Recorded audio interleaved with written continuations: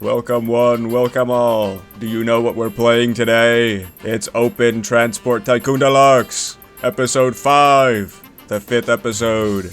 Now, last episode, we upgraded pretty much everything, and not all of it I did too well, so today we're gonna deal with a lot of the growing pains, but we're also gonna be building some new stuff. We're gonna be upgrading some old stuff and fixing up some stuff that I was too lazy to make correctly. Starting with the main station hub that connects our main line to the coal and steel area. Now this is one station I don't think that we can have set up to be one way, where trains exit the main line and enter back on the same side of the track.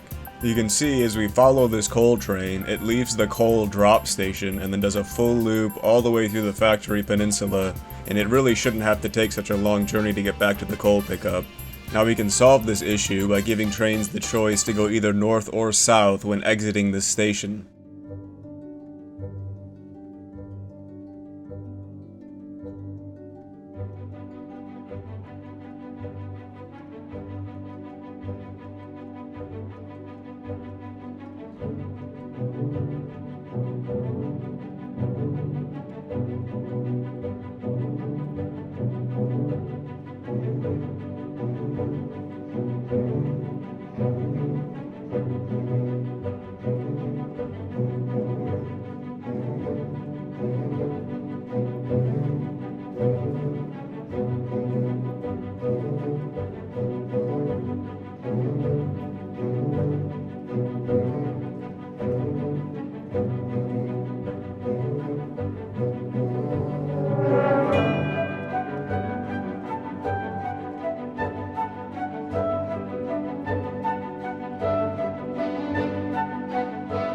And now the steel trains can continue going south to the factory to drop their steel, while the coal and iron ore trains can take a U-turn back to their primary industry stations. And you can kind of see how this works. The south joining line is pretty simple. The exit line just splits off and then joins with the southbound line, and the north split turns around and then has the choice to join either of the two northbound lines. And now we can see it in action. The coal and iron ore trains turn around and go back northbound, while the steel trains continue southbound to the factory. And now we need to do a lot of upgrades for the factory peninsula. I want to build a second set of 4 platforms for our farm goods to be dropped to, and then finally hook up that second set of platforms we built last episode for the goods pickup.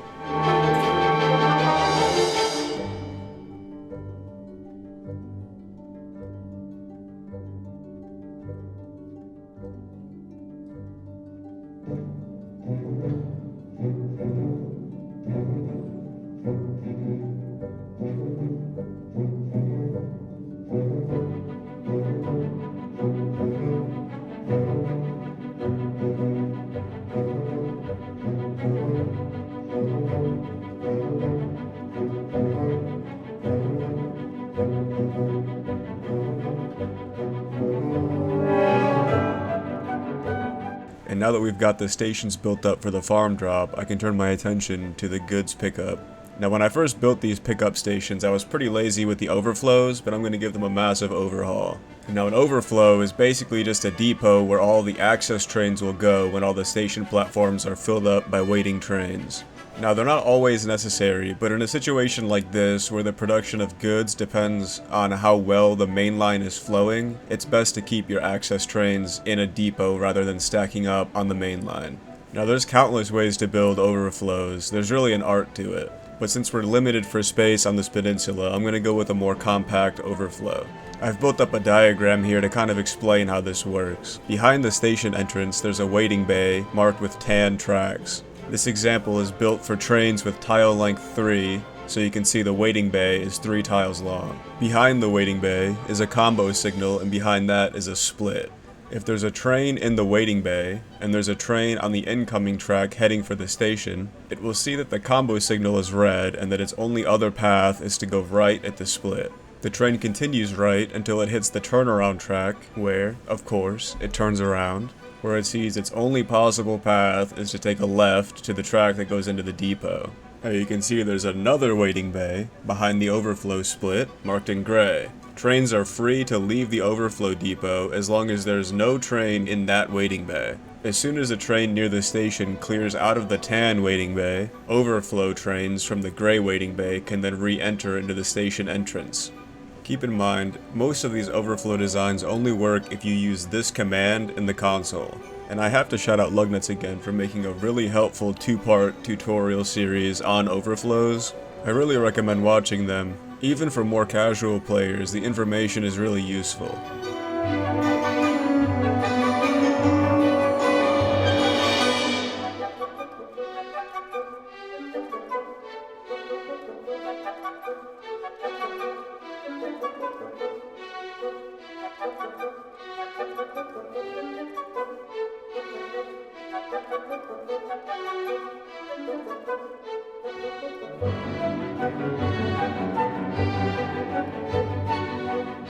Now this is actually starting to look like a rail yard.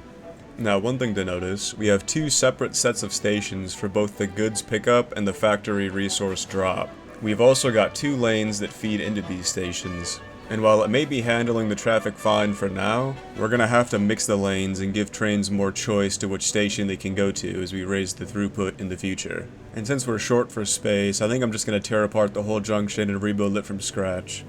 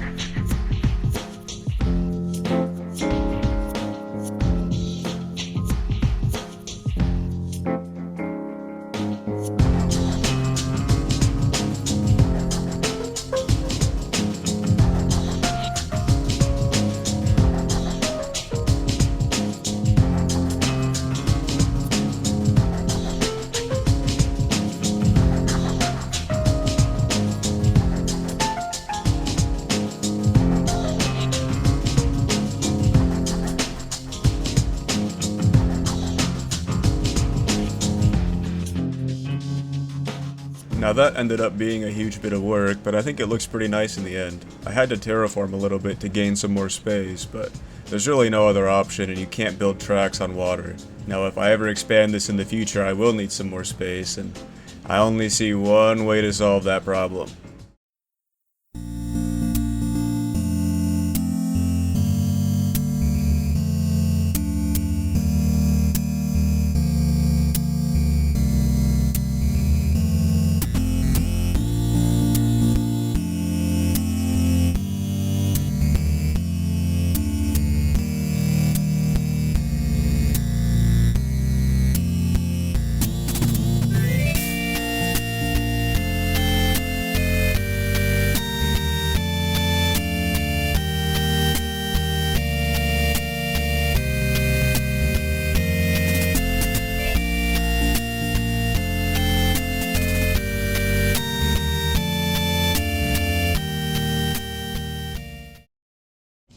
Now on the north side of the network, we can see the throughput of the ring road isn't keeping up with our traffic demands. I think I'm just going to do a bulk upgrade on the entire ring road, adding an additional lane and upgrading all the main station hubs along the way.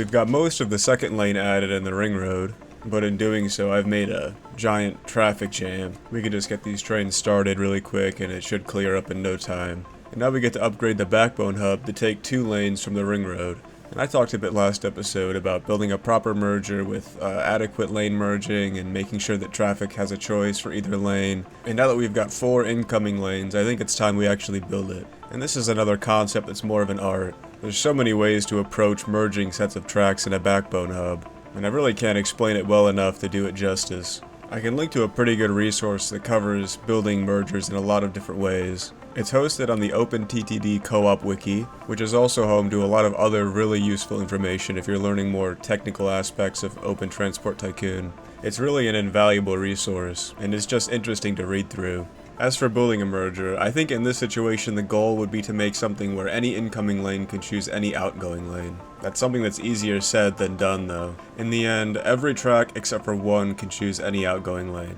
which all things considered is a pretty good outcome. We are pretty limited for space in this area.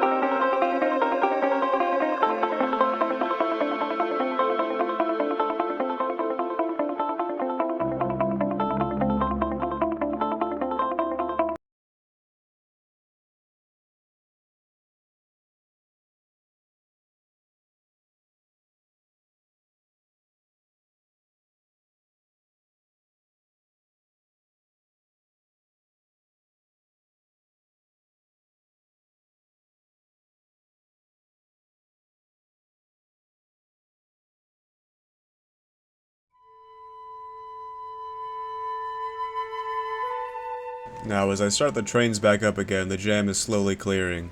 It's not flowing as well as I hoped, but there were some errors further down the line that were compounding and sending their issues back this way. You'd be surprised how much impact one missing signal can have when you've got hundreds of trains sharing one network.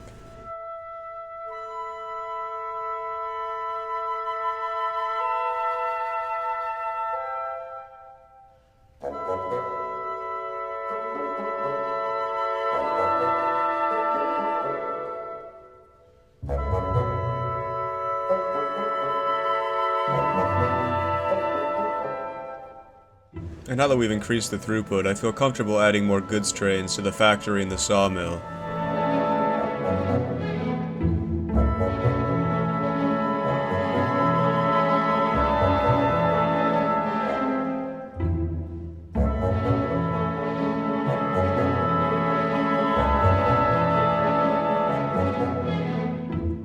I mentioned last episode that I was confused by my own decision to make the steel drop a separate station in the opposite direction of the farm stations. So I made the decision to keep the station in the opposite direction, but merge it with the farm stations. This way, the steel trains can continue taking the same route, with the added benefit of letting some of the farm trains take a separate route to the factory drop station. It's a simple process to make this change. Just replace the station and change the orders on all the steel trains. This ended up having a huge impact on the dispersion of traffic. Quite a few of the farm trains are now taking this alternate route. At this rate, we may have to upgrade the bridge again. Now that I'm satisfied with how our network is handling the traffic, we can go ahead and add some more primary stations. Our sidelines cover a huge amount of area, so as new primary industries crop up, it's pretty easy to hook them up to the network.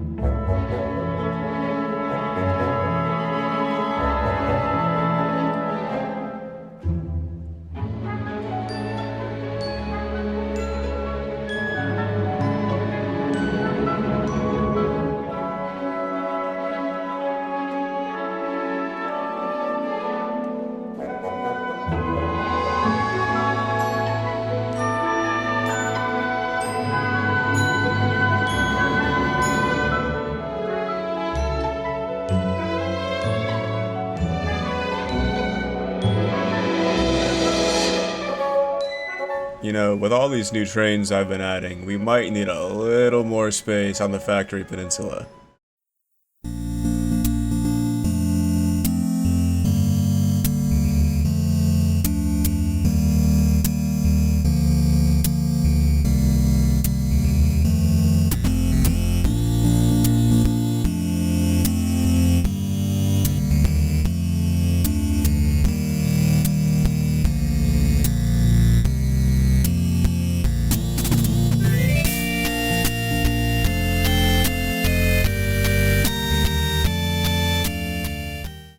Now it would be evil of me to displace the people of Funningwell and Wendingham without giving them a new place to live. So we're gonna found our own town and call it CHUGTOPIA. It may not be a quiet place to live, considering they live basically next to the 405 but for trains. But it's home! Now back to adding more primary stations. The output of this wood industry has grown considerably over time, so I think I'm gonna convert this terminus station into a ro-ro station. It'll increase its throughput and allow us to take more cargo.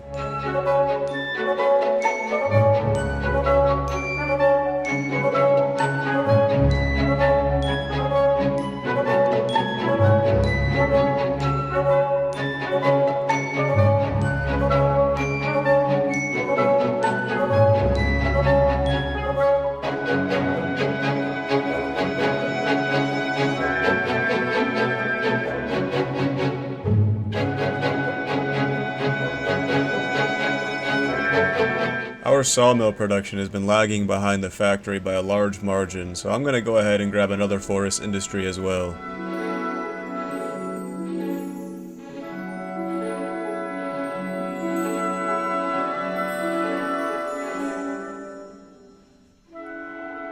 We're sitting at over 250 trains now. I haven't really set a goal for this series yet, but I think at the minimum I'd like to have 500 trains.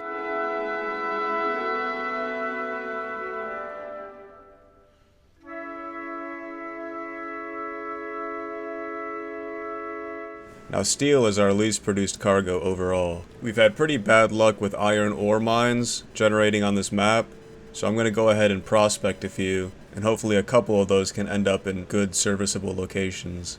And here I actually noticed that Sideline Hub 1 is experiencing quite a large jam.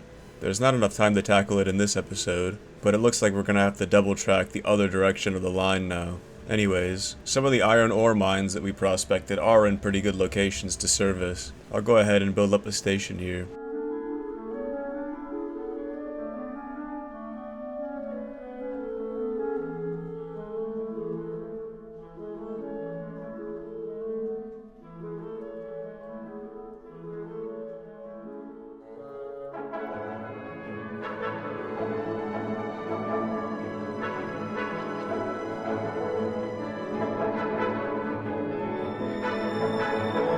Well, that's about it for this episode, and we've got our work cut out for us for the next. The resources I mentioned in this episode will have their links in the description, along with a paste bin including all the mods that I'm currently using in this playthrough. And that's all I got. Bye bye now.